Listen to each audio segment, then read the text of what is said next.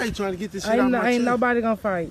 He ain't gonna fight? No. So you telling me he's a grown man, he ain't gonna step up to the plate? I don't know about none of that. I just know he haven't responded. I've been watching.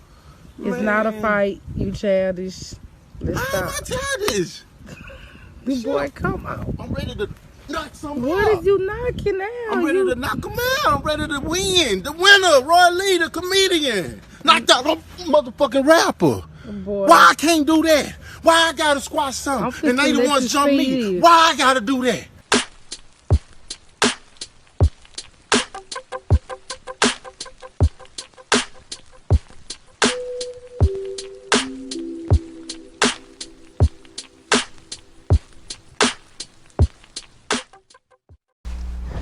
Y'all been knew the situation between Yella Beezy and Moe3. Moe3 got on the track and bragged about shooting Yella Beezy multiple times.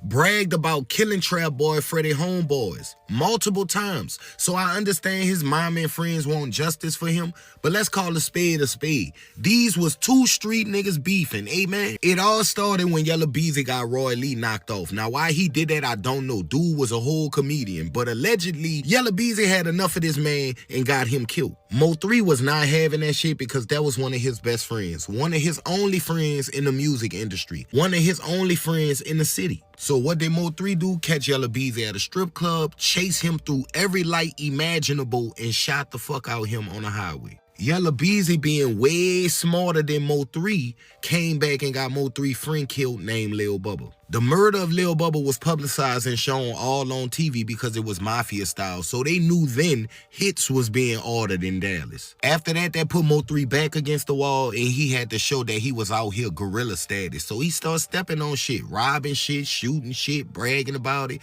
3 was a whole villain. Trap Boy and Yella Beezy could not take it, so as a result, they commenced murder, allegedly. They commenced it. So we saying long live 3, and that's on me. But the truth of the matter is we have 2 young black superstars who was very successful, had children, supported their family and friends. They were great black men for the community, but they chose violence and threw it all away. This is Dallas County. I do not understand why Yella Beezy or Moe3 thought they could get away with this shit, but they about to learn real fast, because Moe3 gonna get charged from the grave for all that bragging on them bodies he was doing. Y'all gonna see he wasn't no good guy.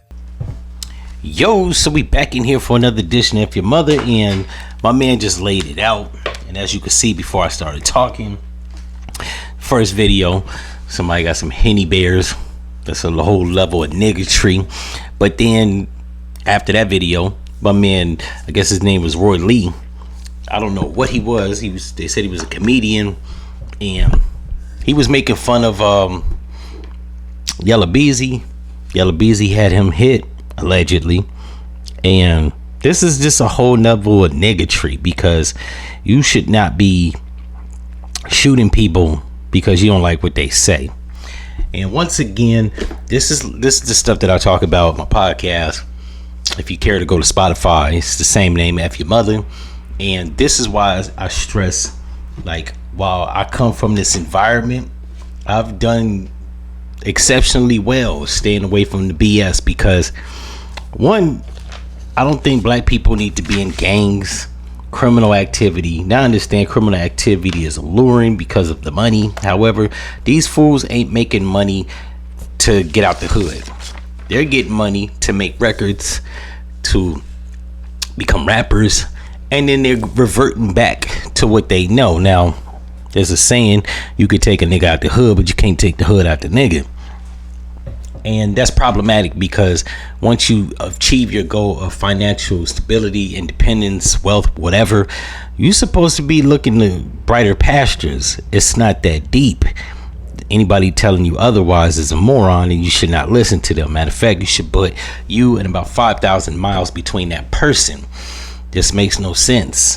There are people that want to go to the NBA, want to be superstar rappers, and these 2 dudes, Moe3 has some hits. I think Yella Beezy was popping a few years ago.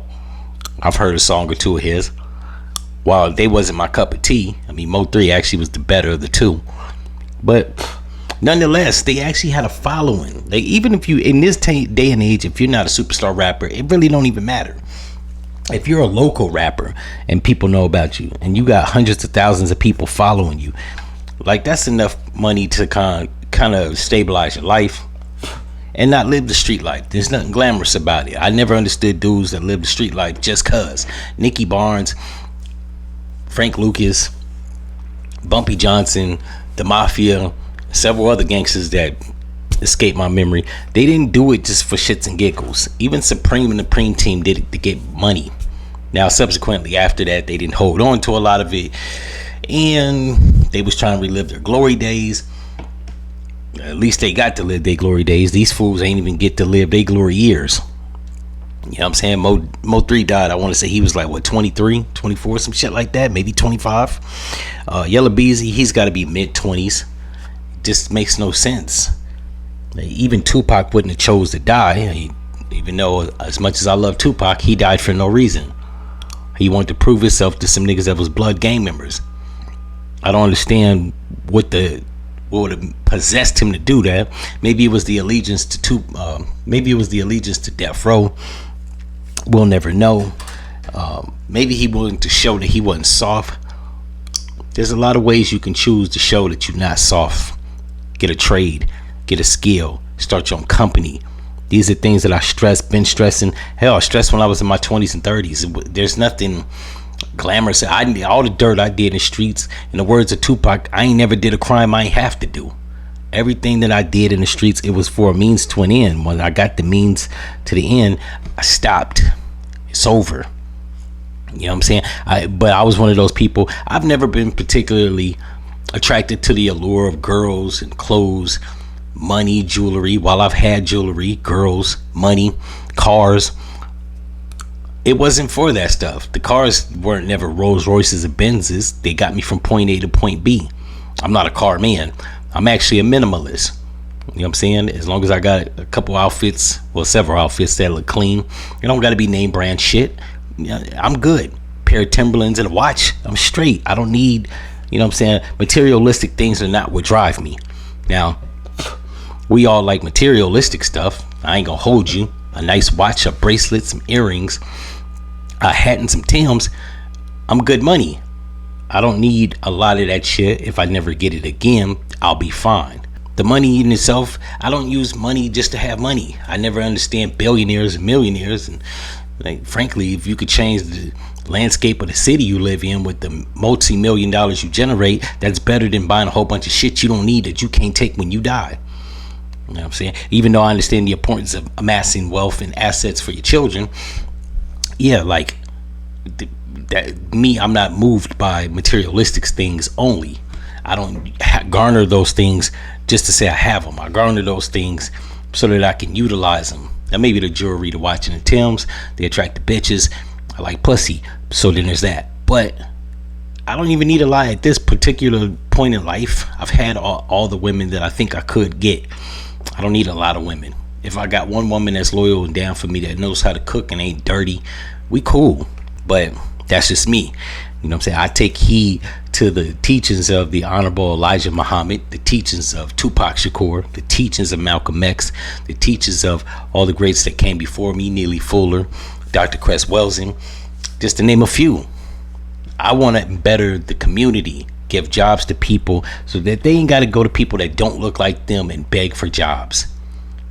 These dudes were idiots. Rest in peace, Moe3, but it's probably a better world that he's not here. Unfortunately for his kids.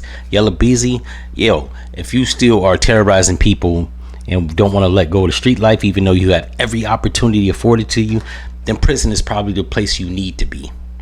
In any event, if y'all like this episode, you know what to do, and I'm out. No.